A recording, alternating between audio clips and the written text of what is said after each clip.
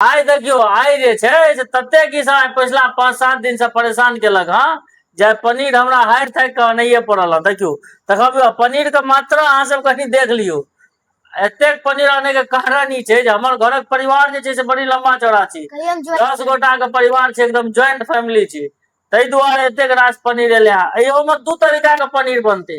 एकटा पनीर बनते प्याज वाला आ एकटा बनते बिना प्याज वाला। देखे छियै बड़का माँ एतऽ बैसल ये, बड़का माँ बनते बिना प्याज वाला पनीर आ हम जे छै से इम्हर बनेबै घरक लोक सब ल, बाकी सब ल प्याज वाला पनीर।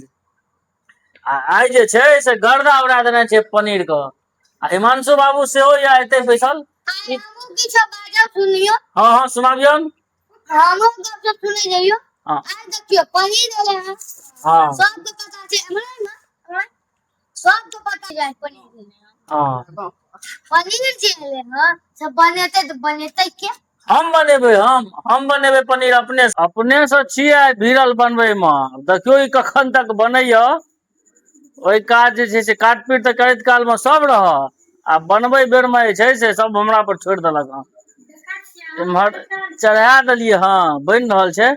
आई काज देखियो भाभी श्री एतऽ से डायरेक्शन दे रहल छै, एना ने एना बनाओ। हाँ अपने से एगो बात और छै जे अपने से बना के खाय के मजे किछ और होइ छै। मजा आय। आब ई लगभग आ गेलै हँ। बस ई जल्दी से बनि जाय, एहि पर टुटि पड़नाइ छै सब गोटा के। कते सुंदर बनि रहल छै देख रहल छियै, एकदम टेस्टी क्रीम।